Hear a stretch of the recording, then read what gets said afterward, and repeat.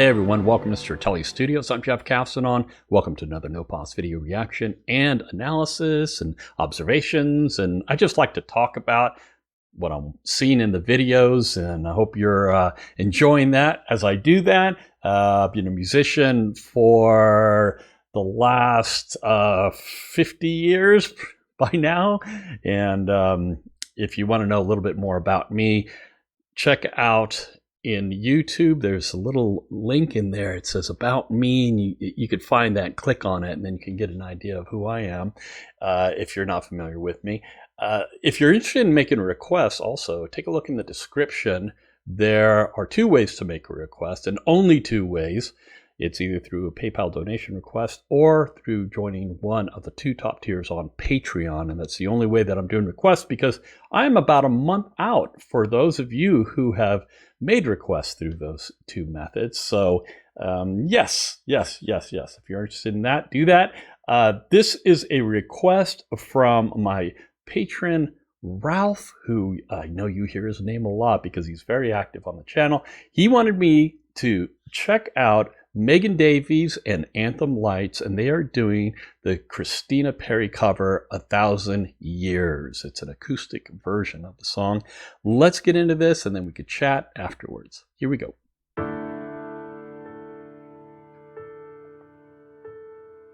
Heart beats fast, colors and promises. How to be brave?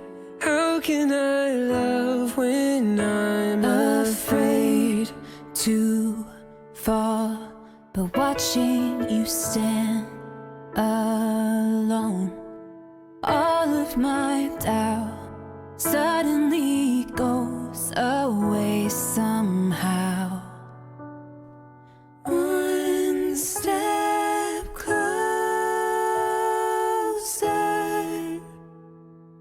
I have died every day waiting for you.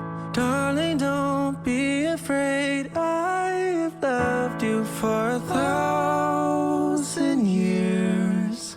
Love you for 1,000 more.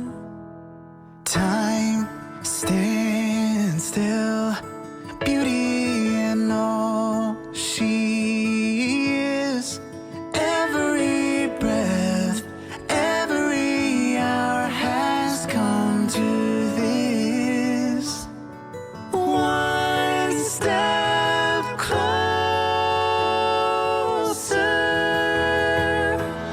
I have died every day waiting for you. Darling, don't be afraid. I have loved you for 1,000 years. I love you for 1,000 more. And all along I believed I would find you. Time has brought your heart to me. I've loved you for 1,000 years. I love you for 1,000 more. I have died every day waiting for you. Wow, I did not expect the high voice coming out of that guy there. Yeah, you know what? Just starting off, this song is such a pretty song to begin with. It's really cool hearing these different vocals in it, you know, with the group Anthem Lights, and then also with Megan Davies singing her part too. It's a very nice blend. Yeah, that was really cool. That was really nice. I noticed a few things in it from an engineering standpoint or a producing standpoint, that the vocals sounded like they had a lot of compression on them, which was an interesting choice to make.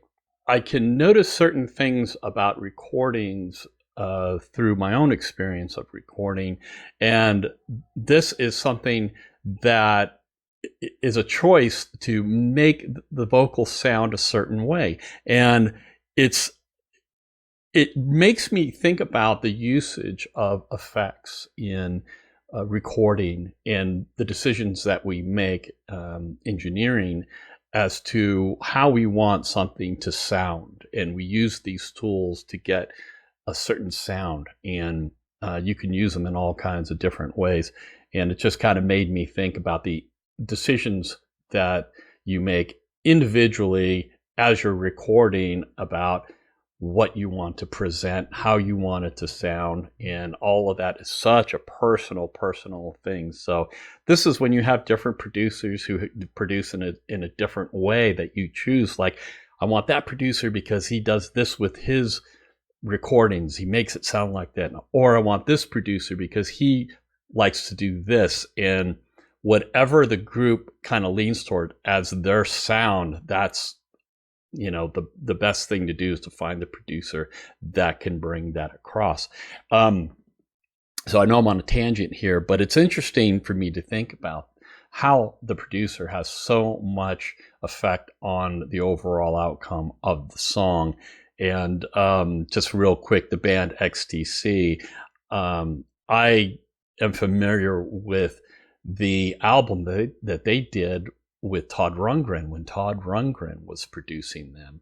And it was a very, very tumultuous recording session for XTC and Todd Rundgren. And there was a lot of fighting going on and unhappiness, and even got to the point where when they finished it, the lead guy in the band, Andy Partridge, said, "I'm not even going to be a part of the mixing of this, just do whatever you want," because he was so unhappy with what Todd Rundgren did. And the funny thing is after Todd Rundgren said, "Okay, well, I'm just going to do it the way I want to do it," and he did, and it was brilliant. It was brilliant. It was not what the band would have done. It was what Todd Rundgren would have done. So the interesting thing is listening to interviews with the band and Andy Partridge stating that it was the best album that they had done. And it's just kind of funny how that influence that the producer has on a recording is so incredibly important. So anyway, I bring that up just because as I'm listening to this, I'm also listening to the decisions that are made in the recording from whoever engineered it, produced it, or whatever. So yeah, I just wanted to share that with you. But anyway, yes, I have not heard Anthem Lights before. I've heard Megan Davies before, and I like her and her sister and what they do together. So it was cool seeing this collaboration, and I'd like to hear more from Anthem Lights. I'm curious to know what else they do, so that might be something that I'll come upon at some point. Anyway, Ralph, thank you so much for this request, and let me know what you all thought of it. Come back for more. See you next time.